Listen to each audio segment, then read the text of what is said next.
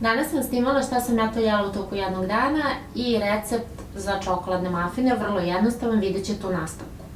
Kada je u pitanju doručak, jutro sam jela kesadilje i nekako volim da mi doručak bude najbitniji obrok u toku dana, da bi me držao do nekog određenog perioda, da ne bi grickalo među vremenu. I ono što uradim, uzmem jedno jaje, ispečem ga sa obe strane, stavim tortilju preko i dodam, možete dodati šta god hoćete, ja sam konkretno u ovom slučaju stavila kačkavalj i origano i kečap, volim ove sastojke i nekako mi je najlepša, a vi možete staviti šta god da volite i šta god da vam je ukusno. Možete dodati šunku i piletinu i koju god sastojke hoćete. Tako da mi je ovo jedan baš odličan doručak. Sad ćete da vidite kako to u stvari izgleda na tanjiru.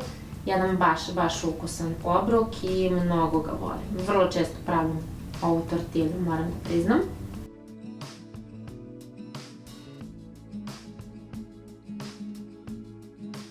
Sljedeći je ručak, tu sam ispekla krompir u rerni i imala sam piletinu koja je bila rolovana sa šunkom. Ovo prije, ako što vidite, to je jedan list gaude, sve pečeno u rerni.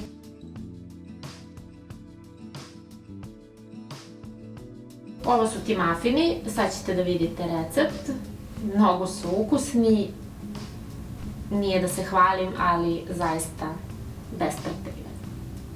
Ovo je ono što je potrebno od sastojaka, kao što vidite kakao, šećer, prašak za pecivo, jaja, malo sode bikarbone, čokolada, može bilo koja, crna, bela, mlečna, ja sam koristila mlečnu, puter, brašno i mleko, svi sastojci, odnosno i malo soli i to koliko ide će vam biti u opisu. Prvo naravno dobro umutite puter, zatim u njega dodate šećer, kao što sam ja uradila to, onda jaja,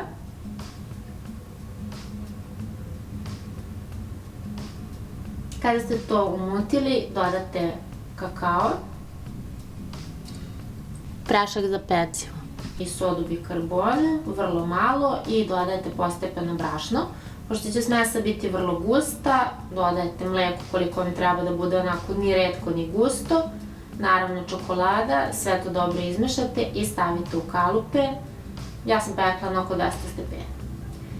Popodne uglavnom pijem limunadu, kao što sam i ovog puta, dodajem smeđi šećer. Za večeru sam jela salatu, ja sam stavila sve što sam u tom momentu imala u frižideru i ovo mi je nekako način da izbalansiram današnji dan, tako da mi je večera obično lagana i to je to. Nadam se da ste uživali u ovom videu i vidimo se u sledećem. Ćao!